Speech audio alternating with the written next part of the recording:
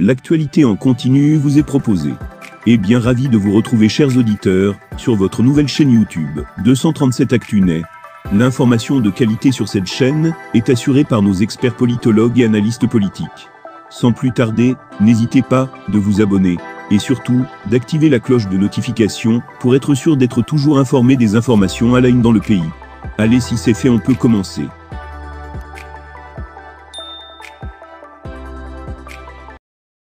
Utrema, menu sport construction des stades. Samuel Eto'o interpellé. Samuel Eto'o, 26 april 2023. Source www.camerounweb.com. Dans une tribune, le journaliste Alain Denis Koul parle de l'initiative du président de la Fédération camerounaise de football, qui prévoit la construction de 12 stades sur tout le territoire national, pour permettre aux jeunes de jouer au football.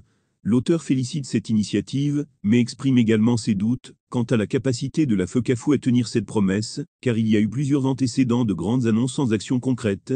L'auteur souligne également l'absence d'un échéancier pour la livraison des stades, ce qui laisse place à des manipulations. En somme, l'auteur est heureux de voir ce type d'initiative, mais reste sceptique quant à sa réalisation effective. Il faut d'abord commencer par féliciter cette initiative du président de la Fédération camerounaise de football, qui veut donner à tous les jeunes la possibilité de jouer au football, à travers la construction de 12 stades sur l'étendue du territoire national. On pourrait être tenté de dire que 12 stades, ce n'est pas assez, mais ce serait un mauvais procès, car il faut toujours commencer quelque part, et Samuel est sur la bonne voie.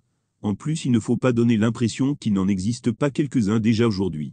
Je suis donc très heureux de voir ce type d'initiative, car plus il y a des aires de jeu dignes de ce nom, plus nos enfants auront la chance d'être pris en charge tôt.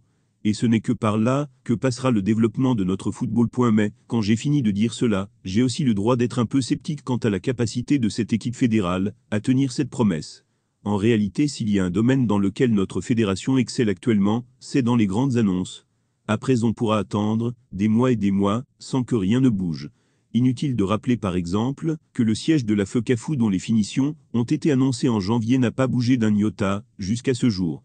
On peut d'autant plus être inquiet parce qu'il n'y a pas un échéancier fixé pour la livraison de ces différents stades, ce qui laisse la place à toute forme de manipulation. Je ne veux pas faire d'imprécation à cette initiative plutôt louable, encore moins jouer les oiseaux de mauvais augure, mais j'exerce justement, fermer les guillemets, droit au scepticisme, car il y a plusieurs antécédents qui légitiment ce scepticisme vis-à-vis des promesses de cette FECAFOOT, que je soutiens et accompagne au quotidien. Il faudra vite sortir des effets d'annonce pour que ce projet ne reste pas définitivement sur les maquettes. Fermez les guillemets.